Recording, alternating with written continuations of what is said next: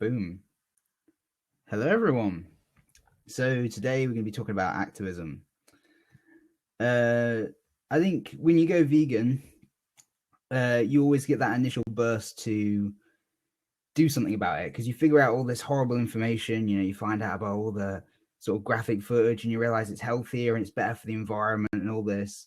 And you get this sudden burst to just change everyone around you and just tell them all these new truths you've learned. It just makes you so passionate, and it gives you this massive sense of purpose. So what you do is, to your family, your friends, everyone you know on Facebook, everywhere, you just tell them about it like non-stop. You're just saying, watch this documentary, watch this speech, open my eyes, it's going to change your life. And you do it, and you're so passionate about it. But then no one listens.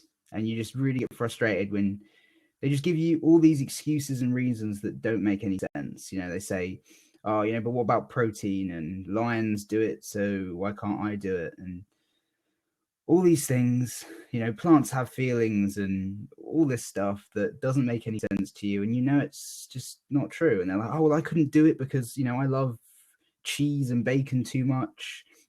I could never give up these foods. And you're just like, yeah, I thought I couldn't give it up too. But then I changed. It was a little bit difficult. And now I know it was easy. It was easier than I thought, easier than expected. And you just want them to understand. You want them to at least try it. But so many people aren't willing to listen. And off the back of this, so many arguments come up.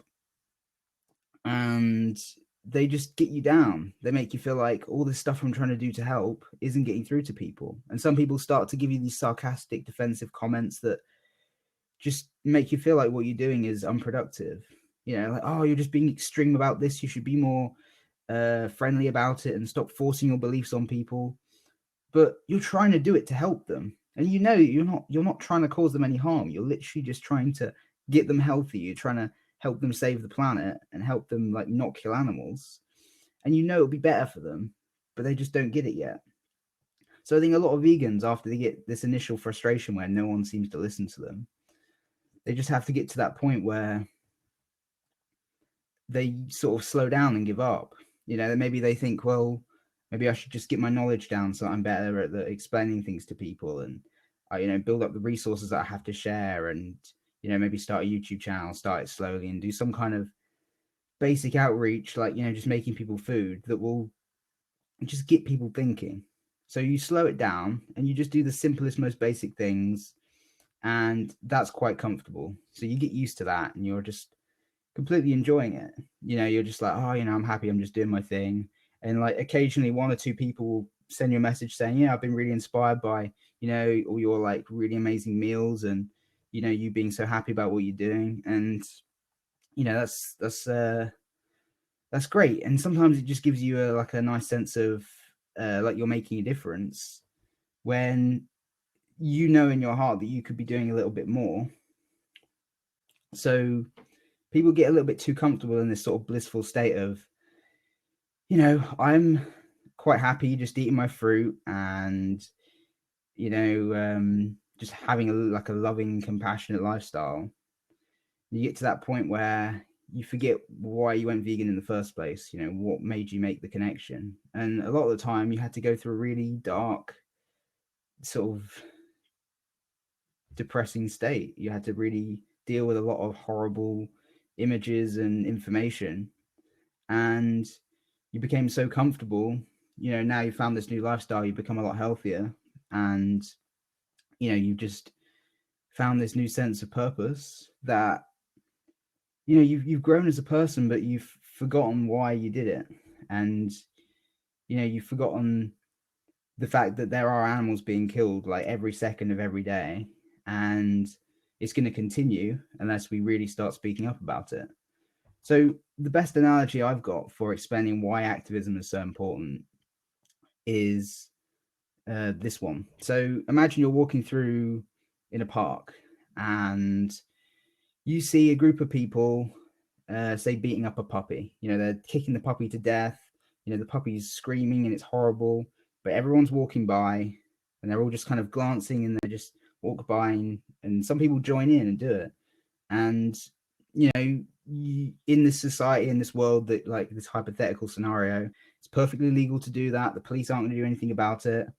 No one cares. They're all just walking by. So you see this and you have three options. Once you've seen it, you've got three options.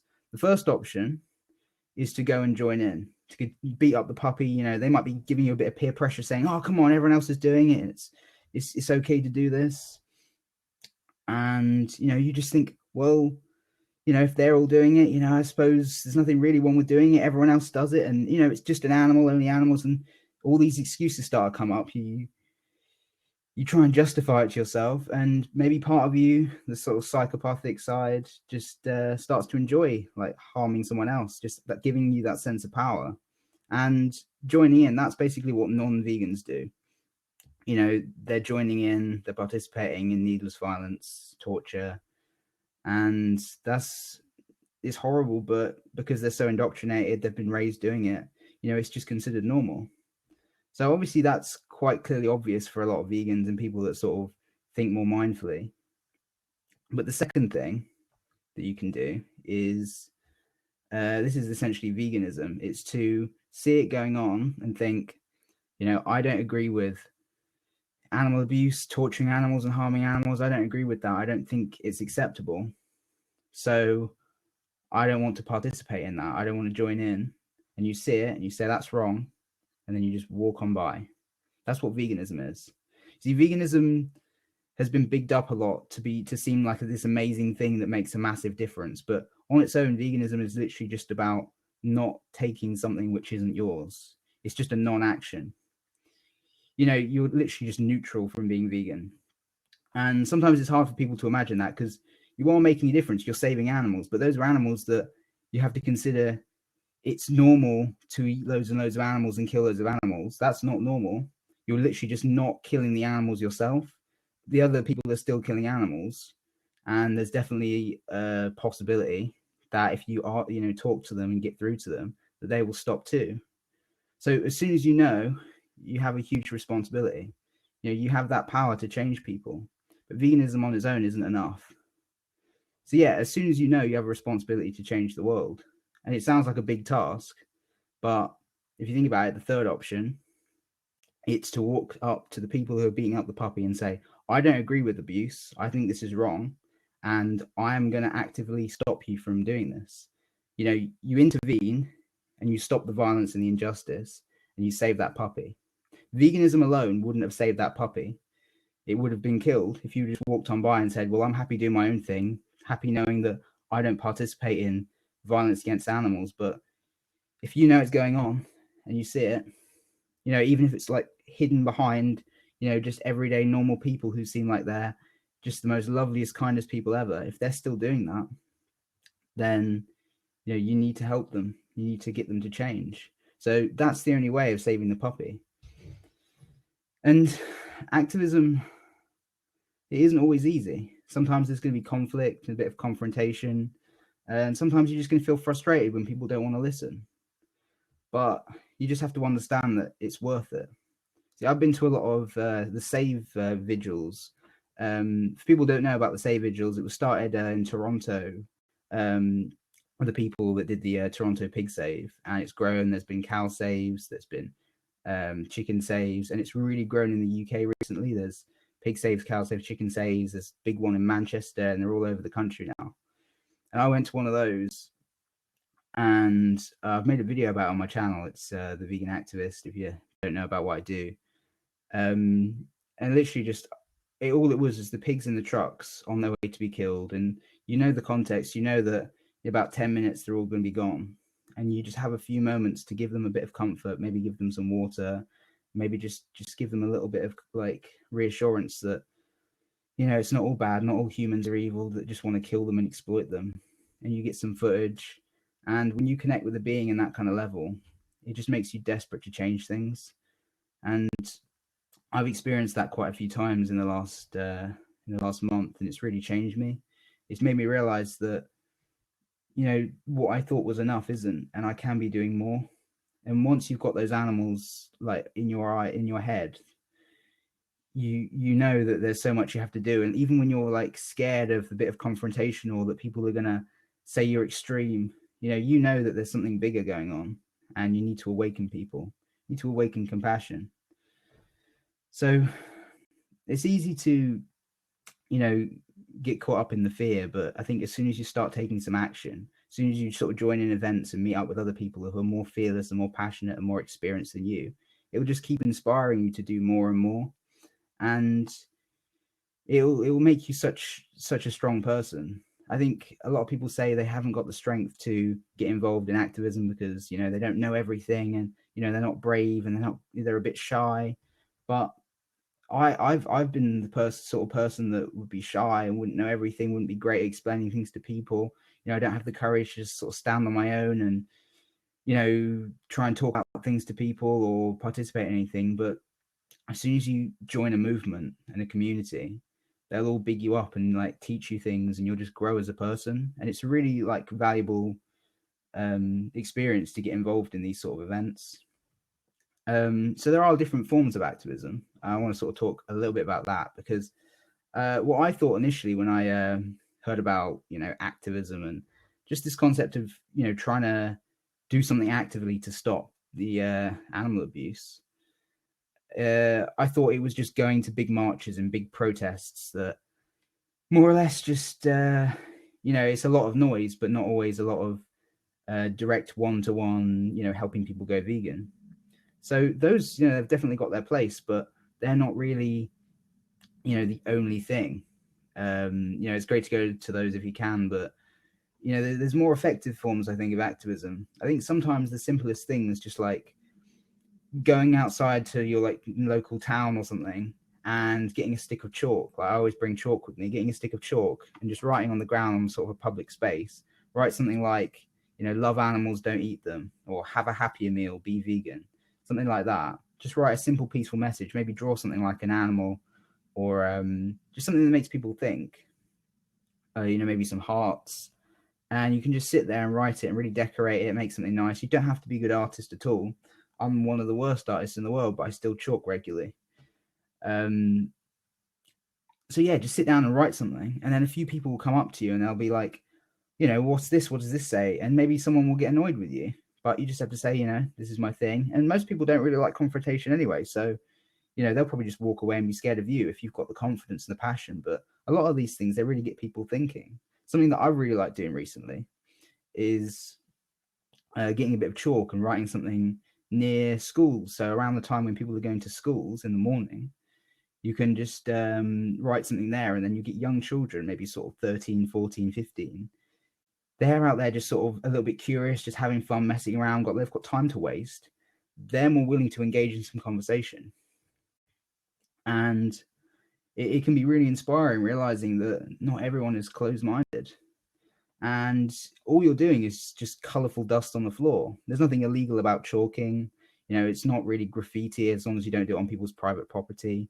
But, just find somewhere, and the rain washes it away like later that day anyway, and it just sort of blows away in the wind. So it's not like, if anyone gets angry about it, it's not like you've created any kind of problem. Because I think some people really worry that when they start getting involved in, real hands-on street activism, that they're just gonna get arrested and lose all their freedom, and everyone's gonna get angry with them. And that's a genuine concern, because there's examples of extreme cases where the police have been a bit crazy about, like, someone's feeding water to pigs. Not feeding water. Someone's giving water to pigs, and then they've arrested her and said, "Oh, you're destroying our industry," or something. And sometimes it backfires, but you can't be fearful of that, because for the majority of people just going on and doing peaceful things, you're never going to get any kind of, you're not going to get in trouble. And even if someone gets a little bit annoyed, it's just, you just deal with it. And sometimes you can just laugh at the situation. But yeah, chalking is amazing. Another thing that I really like is stickering. There's loads of different sort of places where you can get stickers, or you can just get blank white ones and just write something like "be vegan" on there, or something like, milk is bad for you, or it's like something like, "oh, try soy milk instead," something like that. All these different things, you can just like write a sticker or find some stickers online, and pretty much just do that. Sticker somewhere, like sticker your own possessions. Here's a question on here about stickering. I'm just going to quickly answer that. Stickering, any good websites to get them? Etsy is a really good website. I actually I do some myself. I can just quickly pull some out. Here we go. I've got some here that say, love animals, don't eat them. But it's just a simple design. And I've got some vegan ones. It's on my Etsy. I'll leave, actually. I will find a link and I'll post it in the thing. Etsy vegan activist stickers. How do I find this? But yeah, definitely find some stickers, because stickers are just the easiest way where you can just, like, anyone, whatever age. I love to see, like, sort of children that are just sticking things around, and it just gets people thinking, just like a nice colorful thing. Let me find this. Etsy. Yeah, so Etsy do some really good ones, and I think there might be some on eBay. Here we go. I'm going to design some more sometime soon, so because I think stickers are really good. Hang on. Boom. Stickers. I'm out of stock-ish of these sort of ones. But if you keep an eye on the thing, I'll have enough to be able to post some of the ones that say love animals, don't eat them. There's other ones that say vegan for the planet, for the animals, for you. That one's good. But yeah, just keep. I'm gonna do loads of new different ones, and they're really good. Oh, here's a question. I'm going to talk about some of the other activism bits in a minute, but what about leaving little papers in grocery stores in the dairy and meat sections, just to get them thinking? This is a brilliant idea. Some of these little things can have, like, a massive difference. And I thought about this. I'm going to start making some, but literally all you can do is just print out something or just handwrite something. Say, like, in the dairy section, you're going along and there's loads of sort of milk there. You can just do something simple like, right, warning, the milk products here are contaminated, not safe for human consumption. Write something like that, and I guarantee, I mean, eventually they'll take them down, but for the couple of hours before they do that, most people will be like, oh, that milk's not safe, let's, like, not get it. And then another thing that you can do, yeah, put stickers on products. I do it a lot. If you check out my Instagram, it's just the vegan activist. A lot of the time on the meat, I literally just put one of these on there, and it gets everyone thinking. Especially if you can post a photo of that onto social media as well, that boosts it even more and inspires other people to do that. And it also gets people thinking just in general, seeing, an animal product and just it says something like "don't eat animals," really helps people make the connection. The meme stickers are perfect too. That's a great idea.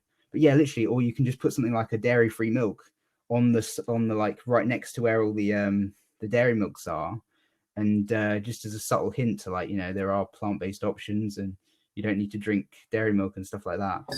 But yeah, get creative with that. I think one of the biggest things holding people back is just the lack of creativity. They're just ready. They're just waiting for everyone else to sort of do it for them and just, like, instruct them. But just get creative. Just do something, and then, like, all these crazy good ideas will come, and then you'll do it, and you'll be like, yeah, this is actually a good idea, and then just tell other people about it. And yeah, that's a really good idea.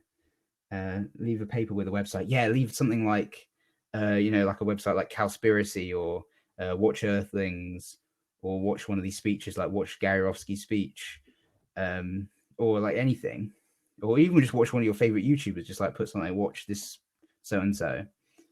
Yeah, Cowspiracy. Those ones are yeah. Like I've known people who said to me, the reason why I'm vegan is because I was wandering around and someone wrote "Watch Earthlings" on. I think it was on some money, like a £10 note. Literally, it said "Watch Earthling," and they thought, "Oh, what's this?" And then they watched it, and then they just thought, "Whoa, I have to actually change." So you never really know. So if you just do everything, and that's another thing, you can literally just, like, sort of semi graffiti on money. Watch Earthlings, just you can get away with that. Yeah, so many people just have no idea. They're just so used to living how they've been raised. Yeah, it's frustrating, but I think I've seen some of the most horrifying things, and it really can get you down sometimes. But I still have hope, because there are so many people who are, yeah, writing on money. Literally, once you've got the money, you have to read it.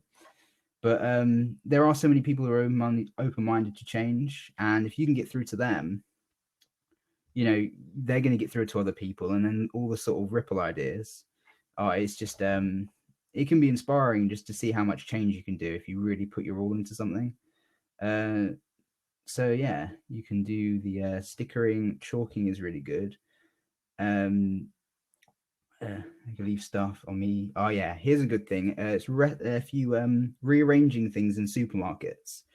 So if you go somewhere, let's say there's like um you could leave stuff in the meaty recipe books the library too. Yeah, literally, like you can get the ones that are like the Atkins diet or something, or the super meat diet or whatever.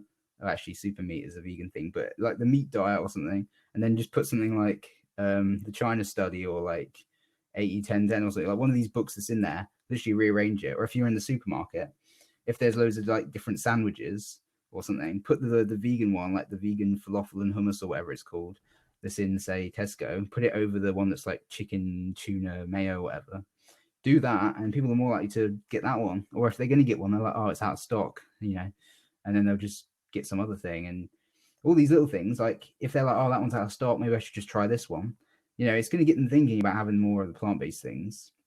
And also, like next to all the chocolate bars, put like a naked bar or something like that.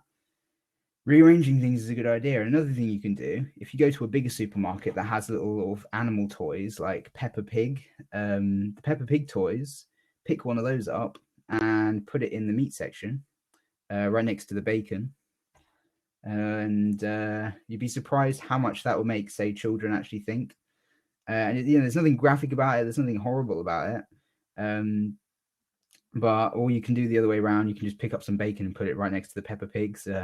That's obviously going to make the bacon go off and stuff. But you can do these sort of things, rearranging sort of animal toys and things, just to help people make the connection. And with these little actions, it's all just about planting as many seeds as you possibly can. You're not going to like turn them vegan straight away, but all these things add up. It just sort of makes you think, and then you can't sleep for a few nights because you're just like, oh yeah, that thing. I read that and it says, don't eat animals, love them. I'm a bit of a hypocrite, and it gets people thinking. So yeah, that's another thing you can do. Another thing that there's just come up, which is called there's a name for it, it's called Activism. So you need a friend for this, but if you're in the queue, say in like a supermarket or going to the bank or any kind of place where there'll be a queue to go somewhere, even if you're in like a music festival or something, anytime when there's a queue, have a friend where you can just chat with them about sort of vegan things related to, say, if there's someone in front of you who's just having a load of like milk and cheese pizzas or something, what you can do is you start talking about, oh, have you heard about how dairy gives you cancer? Oh, that's really bad. It's good that we have soy milk because it's so much better. And or you start saying, oh, did you hear about what they do in the dairy industry? They steal the baby calves away from the mothers, and it's really horrible. It's a shame so many people support that.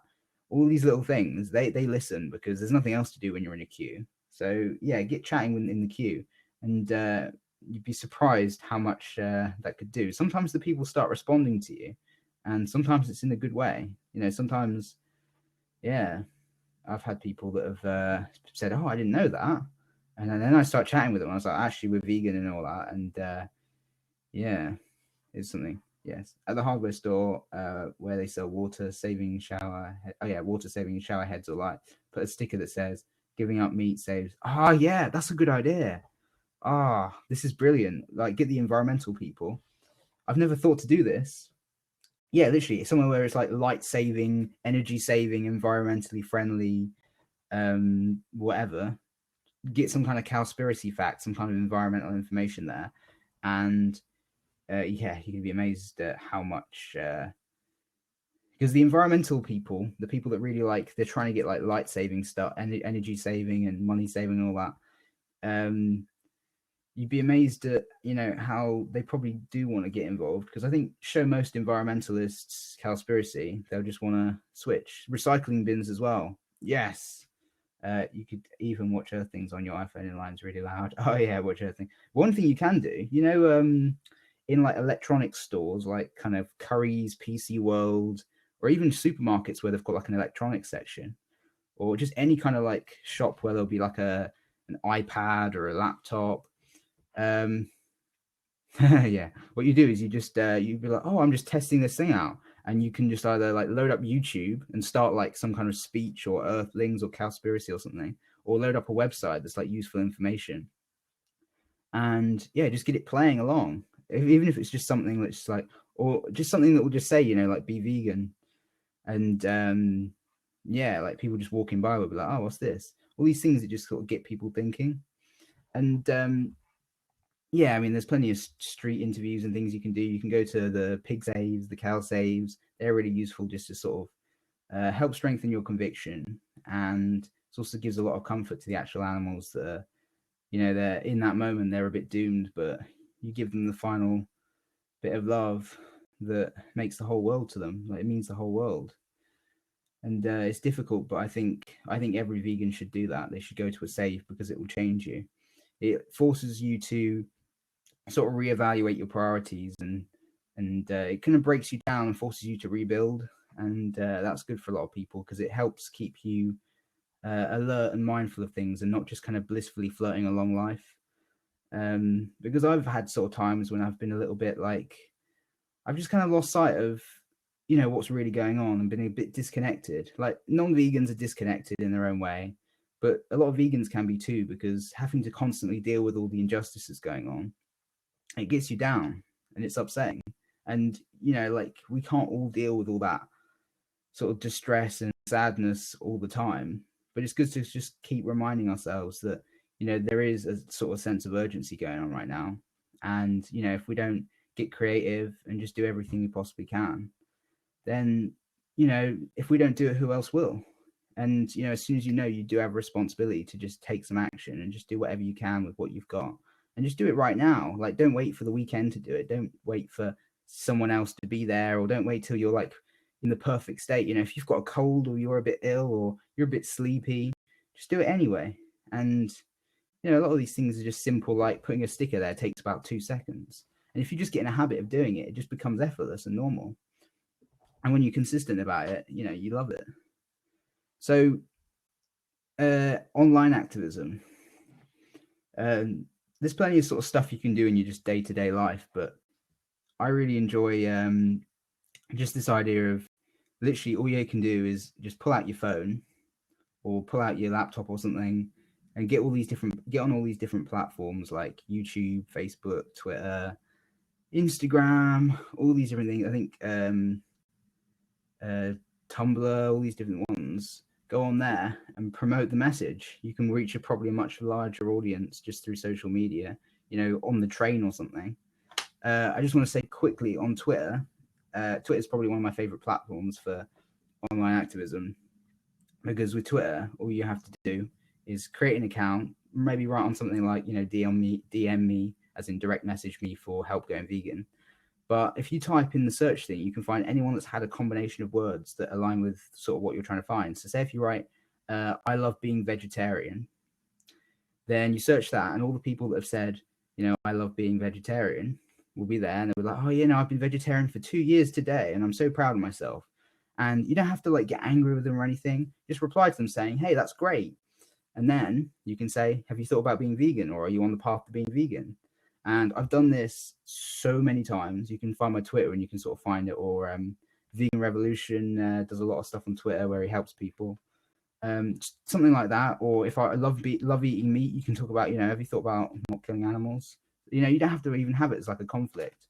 Or someone that's like, I want to be vegan, or trying to be vegan, or struggling, or something like that. Anyone that you can find that's just like not quite vegan or interested in it, get them and just ask them questions, get them thinking, follow them, make sure you follow them so that you can message each other, go back and forth a little bit, and offer to share recipes and ideas and support and help and all this, and say, just message me if you need help.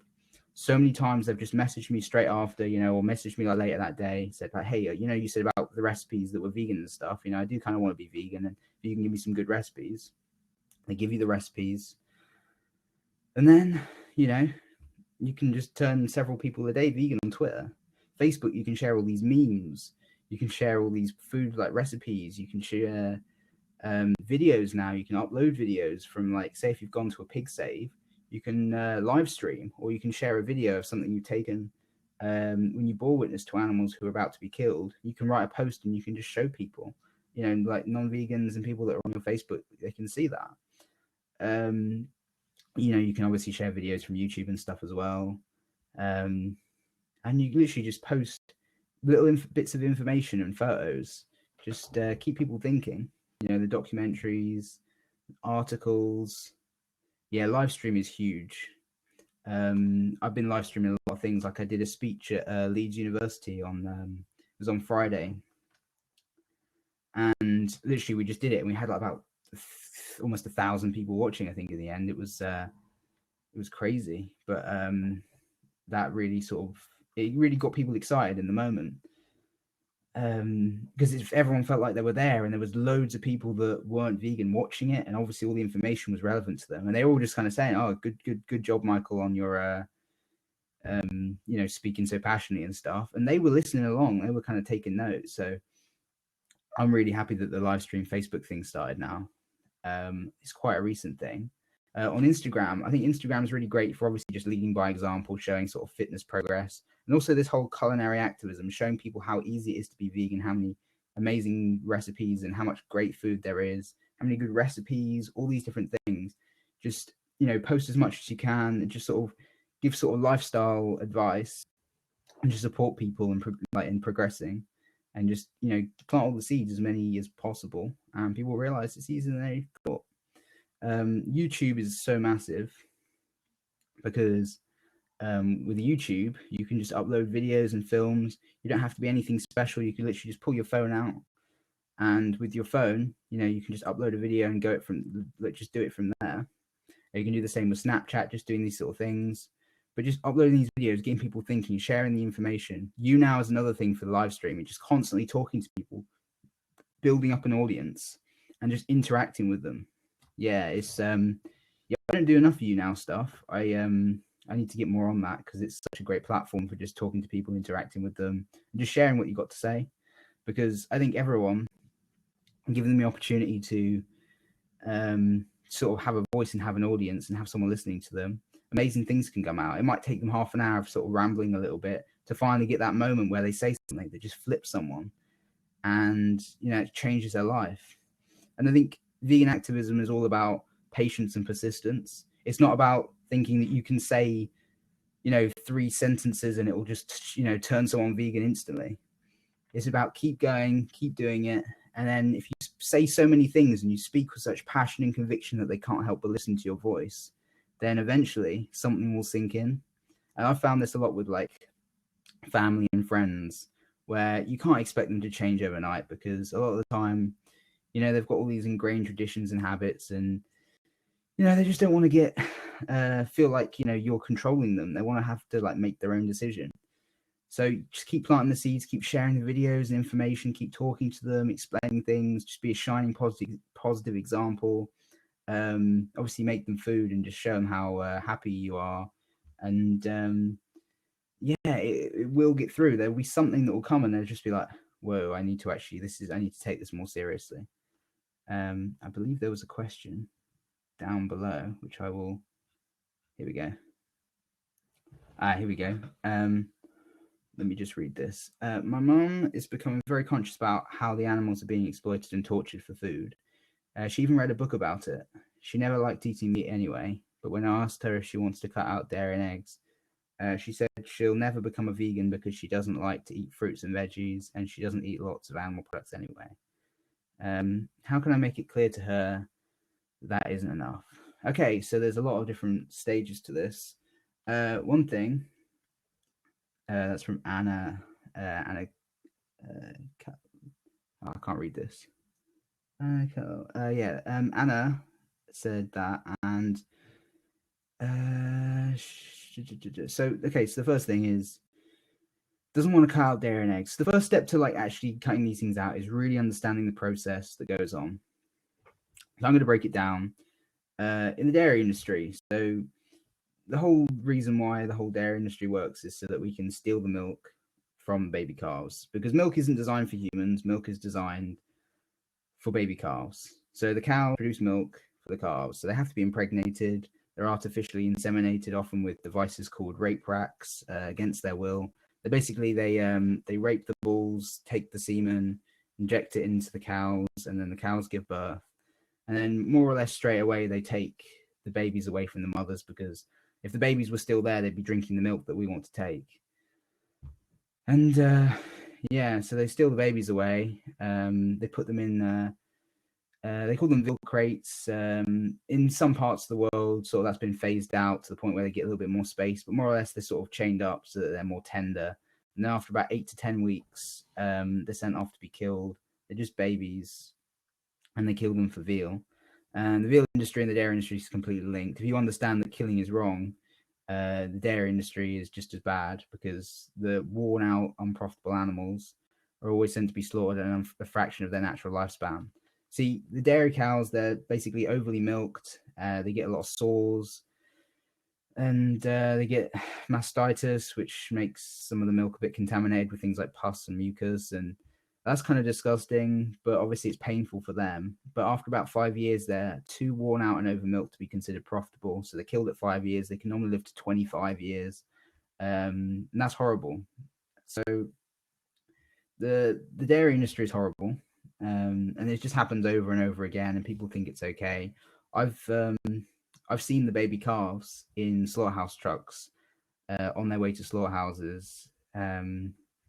I've actually got like a chance to film them. I've still got the footage. I haven't uploaded it yet, but I got a chance to film them and sort of give them a bit of comfort beforehand. And they're just babies. They're terrified. And the reason why they were there was because we want to steal the milk that was meant for them, and because they want the milk, we want the milk. Someone has to sort of be sacrificed, and that's horrible. So really explain that. And then obviously the egg industry. I've actually sort of semi-broken into free-range egg farms just to sort of see what was going on.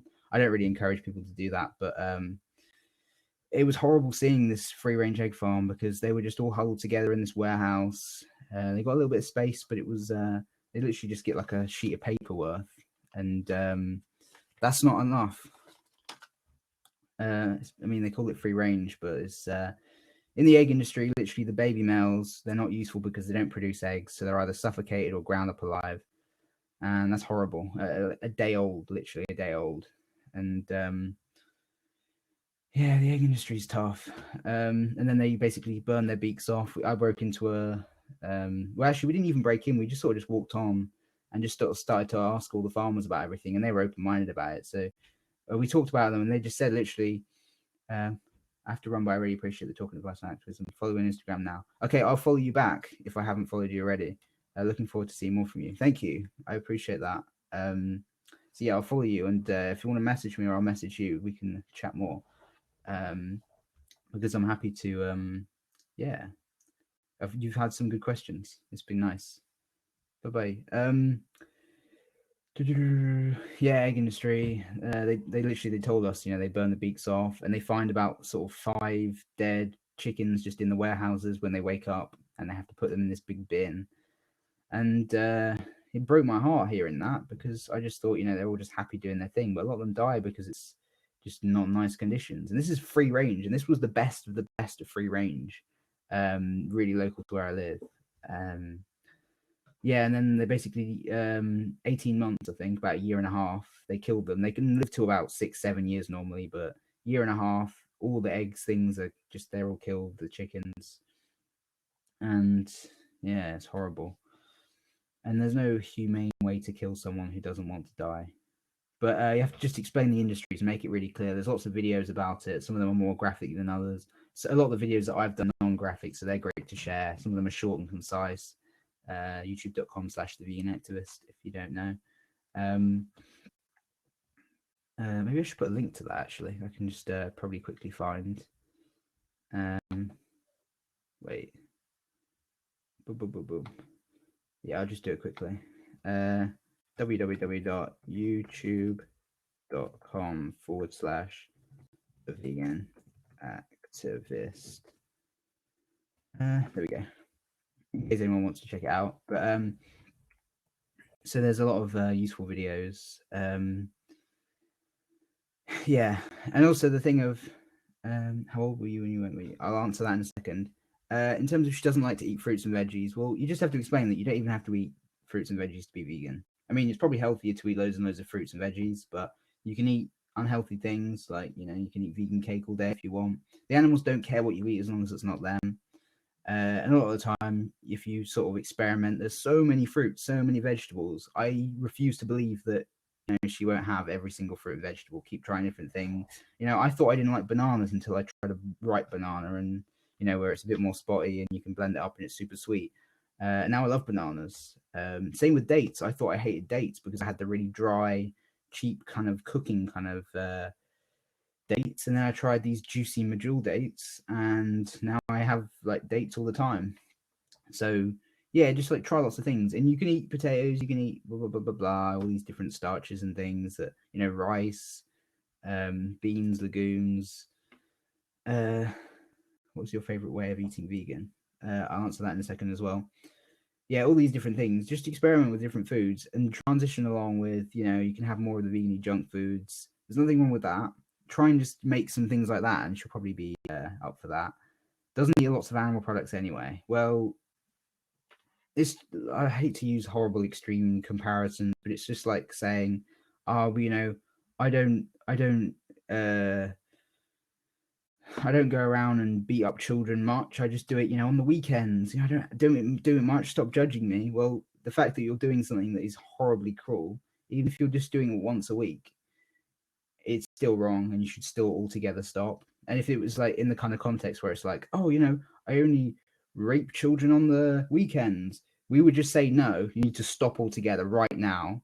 But just because it's animals, everyone's just like, oh, it doesn't matter, and the baby steps. But I don't really believe in baby steps, because I think anyone can change right now if they really care enough to do so. So you have to be quite firm, but also just understanding. But really just hammer down the information about the egg industry, the dairy industry, show all the alternatives. There's plenty of dairy-free things. In terms of eggs, literally, it's just, there are egg replacers. You can use like flax egg, which is literally just flax seeds, ground flax seeds mixed with water. It works. You can do it for cakes and things. There's loads of recipes for vegan cakes, vegan Yorkshire puddings, vegan. I have actually on my channel a video called Guide to Egg Substitutes. So literally all the kind of things that you typically use for baking, like for eggs, just doing that. Or like tofu for scrambled egg style. Black salt has a eggy sort of flavor. There's the vegan egg from Follow Your Heart, which apparently that's really good. You just have to be persistent, patient, keep educating, and yeah, I guarantee you will get through eventually if you just keep trying. Don't give up. You have to be more passionate than their indifference. You have to just speak louder than ignorance, and just know that if you're more persistent than they are, than they are ignoring it and the truth. Like if you're more passionate than they are at being ignorant, then you'll win. You just have to want it more than they do. People want to remain like how they do, like living in their bubble of just like, oh, I'm not doing that bad, and it's not that bad doing this, and I do free range and only on the weekends. But you just have to speak so passionately, consistently, that they can't win, and they know you're right. But yeah, good luck with that. How old were you when you went vegan? So I was, yeah. Thank you for asking. It's a good question. Yeah, a lot of people have that sort of issue. I mean, especially like it took me a while to get my mum to sort of listen and understand and change. I'll mold this with the how old were you when you went vegan? I went vegan about 3 years ago. I was about 17 at the time, and yeah, I pretty much just watched Gary Roski's speech, some like articles. I watched documentaries like Earth Things and Cowspiracy, and yeah, I just pretty much just changed overnight, found it, and about a year and a half later, my mom and my brother and my sister went vegan after a lot of patience and persistence. Like it's the same sort of issue that Anna's having. I had that, but I just kept going, and eventually they sort of slowly started to listen, and now they're really passionate about it, and they're helping other people too. So there's a lot of hope if you just sort of keep going at it. Here we go. What's your favorite way of eating vegan? Okay, this is a good question. I'm one of the sort of people where, I mean, if I'm traveling around a lot, I'll kind of just eat whatever's going. But a I like to have a lot of fruit first thing in the morning. Big fan of that. It does vary though. Sometimes I eat a lot more of different things depending on what we have. But yeah, a lot of fruit in the morning. I like to have a big smoothie, like a green smoothie with sort of stuff like bananas and flax seeds and maybe some berries and some greens. I like to have a couple different ones and sort of mix it up. Berries and greens. Thug Kitchen is really good for rough dudes. Oh yeah, I love Thug Kitchen. I've actually got Thug Kitchen.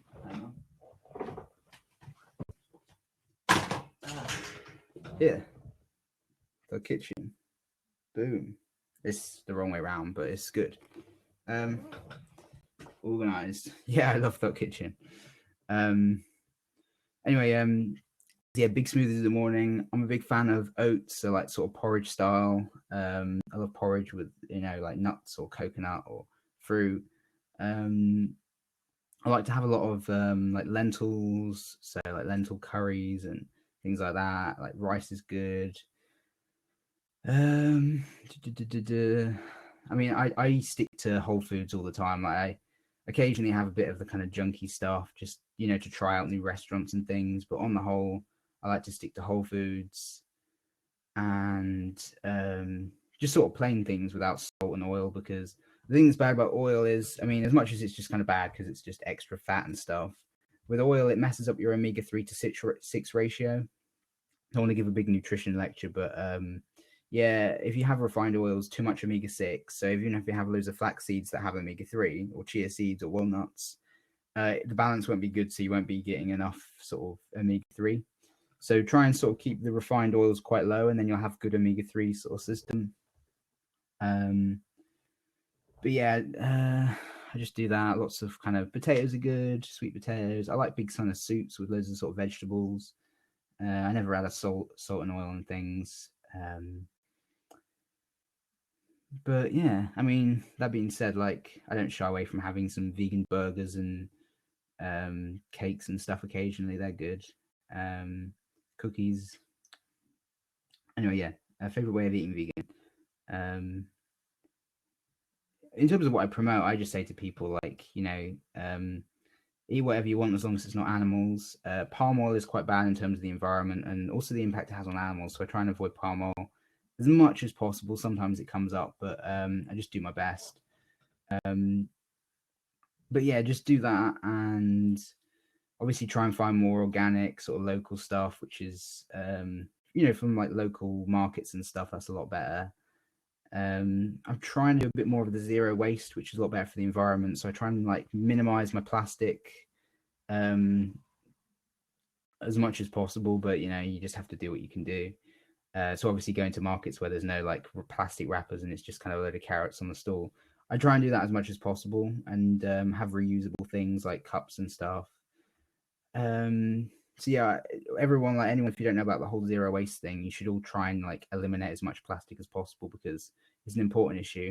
There's lots of YouTubers, if you type in zero waste, that will sort of give you lots. Sustainably vegan, my friend Imi does a lot of good stuff on the whole zero waste, like recipes and tips and guides and things.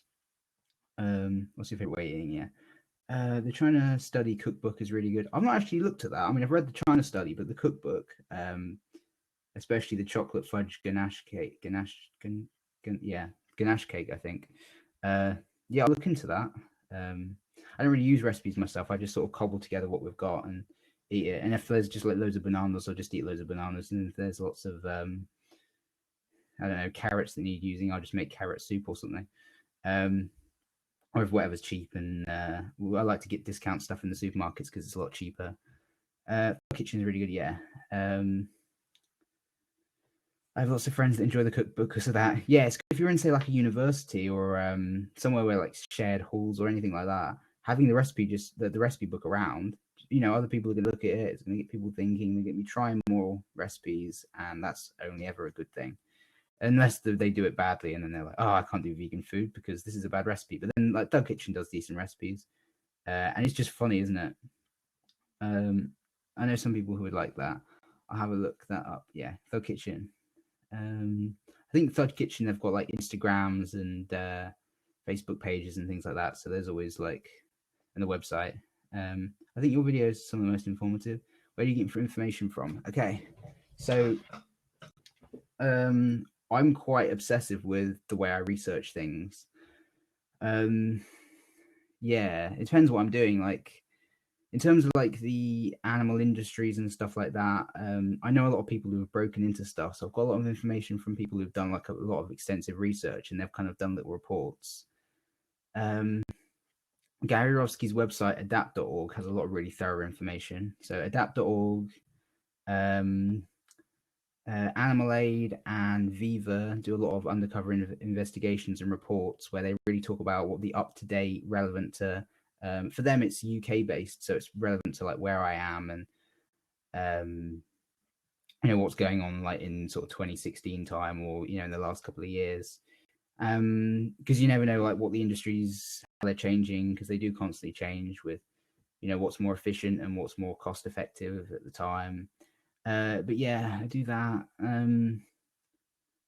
Yeah, I think literally just using Google, keep looking, have a very skeptical mind where, if something's saying something, you have to make sure it's true. So keep like cross-referencing different things and make sure it's definitely valid. Watch footage to see if, you can have that proved. Yeah, just do that sort of thing. But I get it from just like Googling places and watching YouTube. In terms of nutrition stuff, it's just been a case of like lots of nutritionfacts.org like articles and videos, stuff from like Forks Over Knives and a lot of books I've read.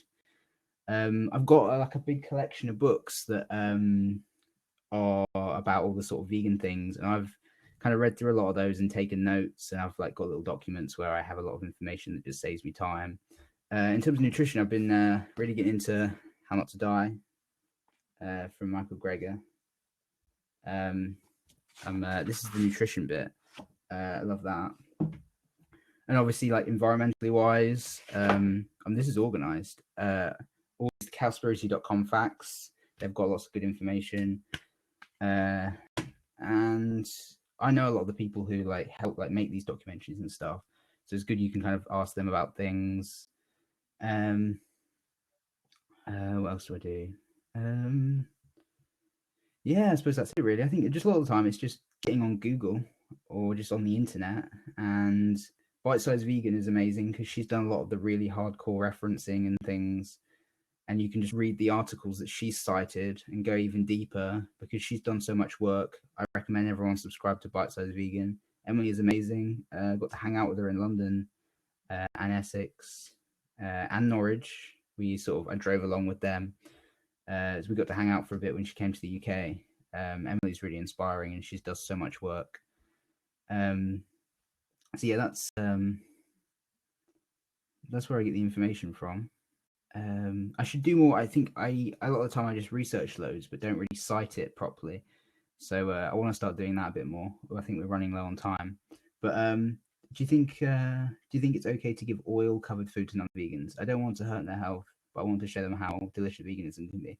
Yeah. Okay. The way I see it, really emphasize the vegan junk foods to non-vegans because a lot of the time they've been raised eating overly oily, overly salty, overly processed, high fat, high everything, sugar, all this. If you make them a salad with no salt, no oil, no flavor, that sounds horrible. I've had some amazing salads, but if you make them something that's really plain and bland in comparison to like a cheeseburger with every kind of bad thing on top, they're not going to like it because they're going to think it's bland. You have to kind of meet them at their level. So I say make them the unhealthy vegan junk food burger, cake, cookie, whatever. Put loads of like, fry it with oil, fry it with add salt. This is bad advice for like if you want someone to be healthy, but like do that because it'll make them realize that veganism isn't just about eating salads and fruit all day. Over time, they probably will end up eating lots of salads and fruits all day, but you have to kind of meet them at their level, help them understand, and you have to use a little bit of a propaganda kind of tool where it's like you have to kind of trick them into thinking that it's like just the same sort of foods, and then slowly, once you get them on the vegan burgers and the vegan cakes and the vegan pastas and the vegan curries, with the vegan meats and the all the vegan, dairy-free alternatives, all these different things. Get them on with that; they'll love it, and slowly they'll realize that even though they've been having all these vegan junk food items, they don't really need that, and they'll slowly be like, well, actually, let's sort of stop adding oil to my foods. Let's stop adding salt to my foods. Let's stop adding loads of refined sugars and just general things that aren't really good for me. And then let's stick to more whole foods. And then they just kind of, end up having more fruit in the morning and stuff like that. And they just figure out what's best for them. And then slowly they'll change, but you can't expect them to change to 100% super healthy overnight, because that just doesn't work. Most vegans started eating constant vegan junk food, all the vegan cheeses and things. Find the good ones, get them on it. I can't recommend that enough, really.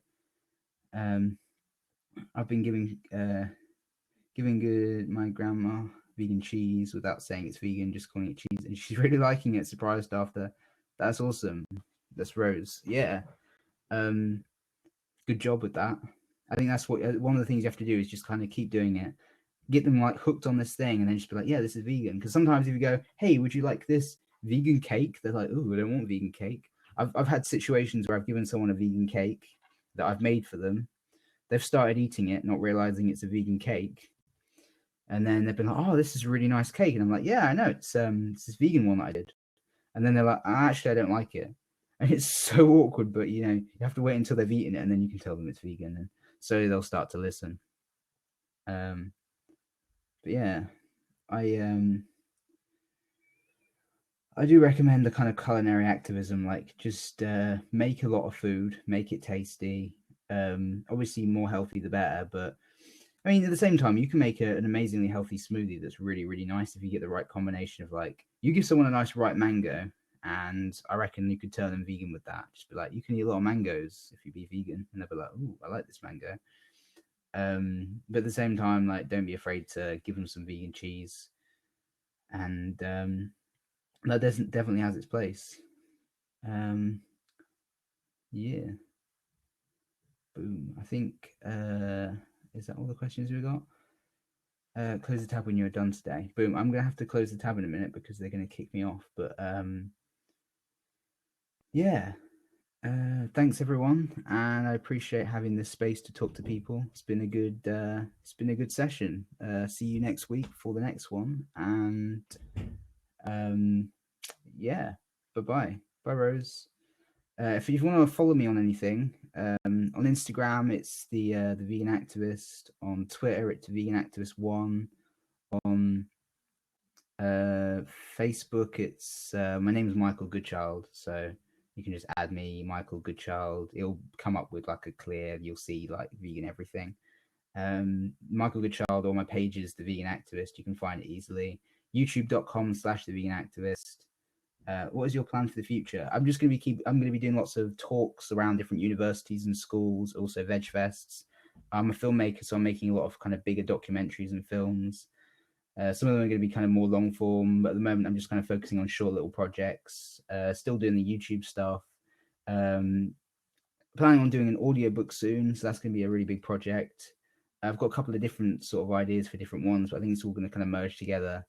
So sort of keep up to date with that, but it's still in the works.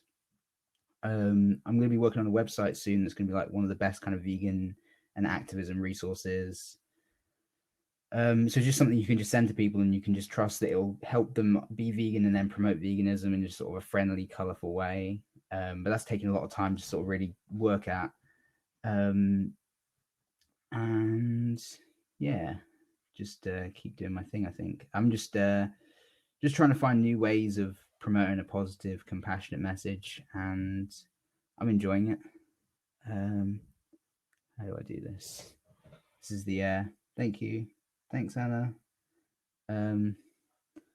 Yeah, I might be a decent activist, but I suck at figuring out how to do this stuff. Here we go, close video. So yeah, bye everyone. We'll see you in the next one.